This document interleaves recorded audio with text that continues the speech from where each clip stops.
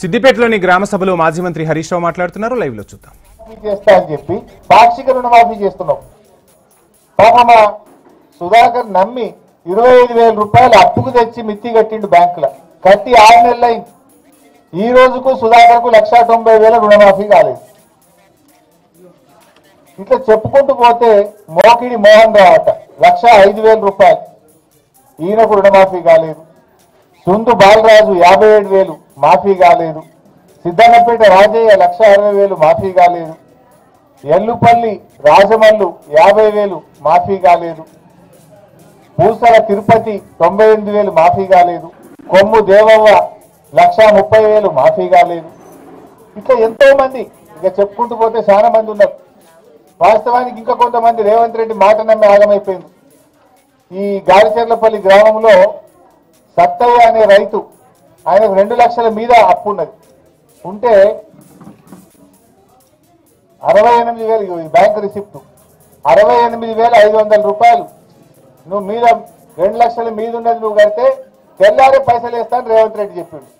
ముఖ్యమంత్రి కదా అని నమ్మిండు. ముఖ్యమంత్రి అబద్ధాలు ఆడతాడు అనుకుంటారు ఎవడన్నా. కృషిలో వెనకడ గవర్నమెంట్ రా అన్నాడంటే ప్రతిపక్షంలో ఉన్నావంటే ఏదో అధికారం కోసం మాట్లాడినామన్న ఓ లెక్క.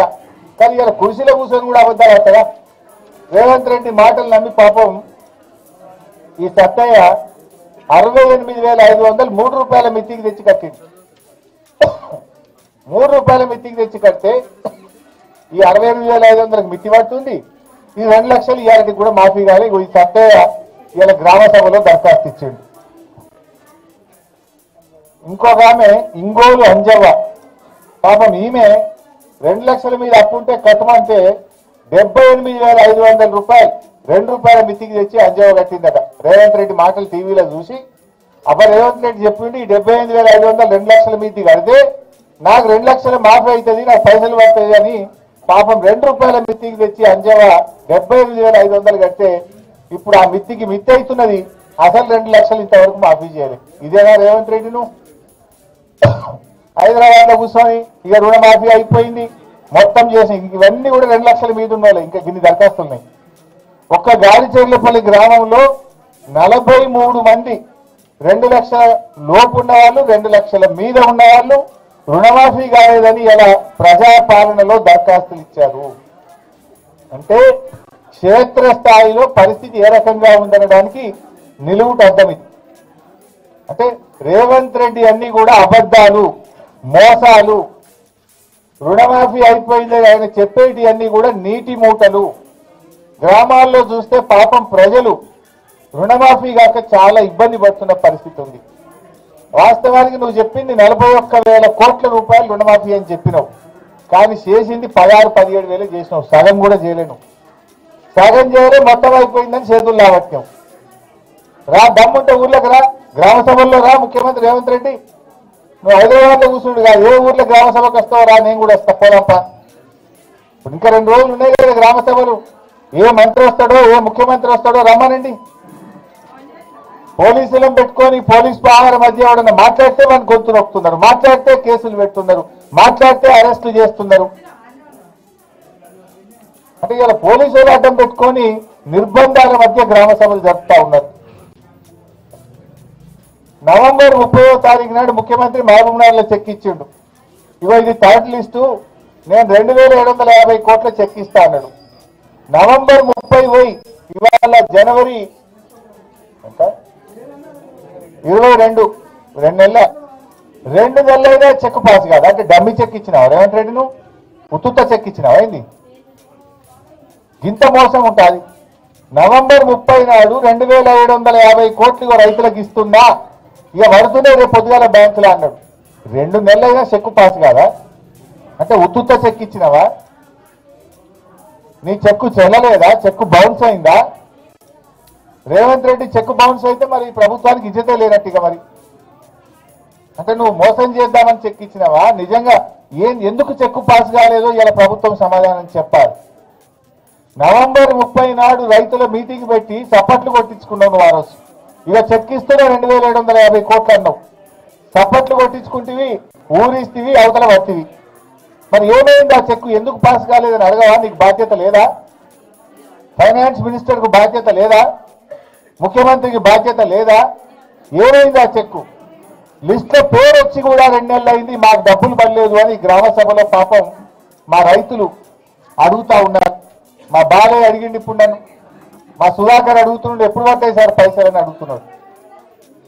అంటే ఈ ప్రభుత్వానికి చిత్తశుద్ధి లేదు, రైతులంటే ప్రేమ లేదు. అబద్ధాల పునాదుల మీద అధికారంలోకి వచ్చి పాలనలో కూడా అబద్ధాల పరంపరను కొనసాగిస్తున్న ప్రభుత్వం ఈ కాంగ్రెస్ ప్రభుత్వం. మోసాలు తప్ప నిజాయితీ లేదు, నీతి లేదు ఈ ప్రభుత్వానికి. సో ఇప్పటికైనా రుణమాఫీ మీద వైట్ పేపర్ రిలీజ్ చేయండి. ఎంతమందికి చేసిండ్రు, ఇంకెంతమందికి చేయాలి, ఎప్పట్లోగా చేస్తారో చెప్పండి. రోజుకొక రైతు పిట్టల్లాగా రాలిపోతా ఉన్నారు. నిన్న 3 రైతులు రాష్ట్రంలో ఆత్మహత్య చేసుకున్నారు. రోజు రైతులు చనిపోతుంటే కూడా ఈ ప్రభుత్వానికి చీమగుట్టినట్టు కూడా లేదు, కనికరం లేదు. ఇవాళ రుణమాఫీ కాలేదు. ఇవాళ నేను గాలిచెర్లపల్లి గ్రామ సభలో పాల్గొంటే ఒక రైతు నన్ను అడిగిండు ఇప్పుడే, శ్రీనివాస్ అనుకుంటా, ఏమంటుండు, వానకాలం రైతు బంధు చేస్తారా అంటుండు. నేను అడుగుతున్న శ్రీనివాస్ పక్షాన, గాలిచెర్లపల్లి రైతుల పక్షాన, తెలంగాణ రైతుల పక్షాన ఈ కాంగ్రెస్ ప్రభుత్వాన్ని అడుగుతా ఉన్నా, వానకాలం రైతు బంధు ఎప్పుడు వేస్తారు? వానకాలం యాసంగి కలిపి నువ్వు చెప్పింది ఎకరానికి 15,000 ఇస్తా అని చెప్పినావు. 15,000 వేస్తావా వేయవా?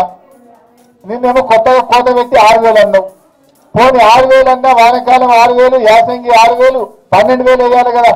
12,000 రైతు బంధు ఎప్పుడు వేస్తావు? కేసీఆర్ ఉండగా బరాబర్ 4,000 అంటే 4,000 వేసిండు, మళ్ళకెళ్తే 5,000 అంటే 5,000 వేసిండు. నువ్వు 7,500 అన్నావు. 7,500 అయిపోతుంది. ఇప్పుడు మాట మార్చి 6,000 అంటివి, 6,000 వేయకపోతుంది. వానకాలం సంగతి చెప్పవైతివి, యాసంగికి కోతలు పెట్టవచ్చువి. సో ఇవాళ మా గాలిచెర్లపల్లి రైతులు అడిగిన మాటనే తెలంగాణ రైతుల మాట.